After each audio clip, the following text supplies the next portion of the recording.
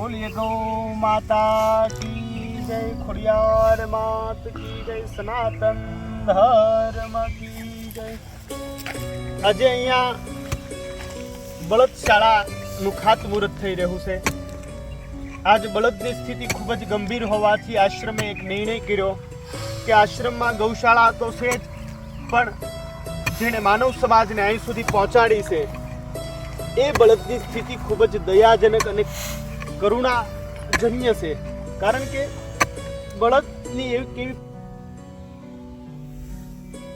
પ્રમાણિકતા છે, એક એવી ઈમાનદારી છે કે બળદ જ્યાં ત્યાં ન ખાઈ શકે। અને આ કાળઝાળ ગરમીમાં ઘાસચારો તો મળવો ખૂબ મુશ્કેલ છે, પણ પાણી પણ મળવું ખૂબ મુશ્કેલ છે બળદને માટે। ત્યારે અહીંયા આ આશ્રમની જગ્યામાં બળદશાળા નિર્માણ કરવા જઈ રહ્યા છીએ કે બળદ પોતાનું ગટપણનું જીવન અહીંયા વિતાવે। બળદ આજ રખડી ભટકીને ઉકરડાઓ ખોલીને પોતાનો જીવનનો ગુજારો કરે છે, ગટપણમાં ચાલી શકતા નથી।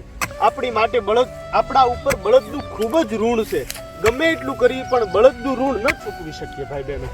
ત્યારે આશ્રમે નિર્ણય કર્યો કે બળદશાળા બને।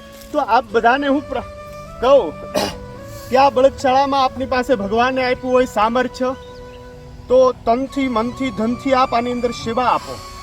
કારણ કે ગમે એટલું કરશું પણ બળદનું ઋણ નહીં ચૂકવી શકીએ। કારણ કે આપણા શરીરની અંદર લોહી ધબકે છે અત્યારે, એ લોહી એ બળદની કૃપાથી આપણને મળેલું છે, જીવન એનાથી મળેલું છે, બળદથી। બળદે ખૂબ કામ કર્યું છે, રાત દિવસ મહેનત કરી અનાજ પકાવ્યું હતું, એટલા માટે આજ માનવજાત જીવતી છે। ટ્રેક્ટરો તો અત્યારે આવ્યા, પણ નિષ્ઠુર થઈ ગયેલા ખેડૂતોએ આજ બળદને છૂટા મૂકી દીધા છે, એટલે બળદની સ્થિતિ ખૂબ ગંભીર છે।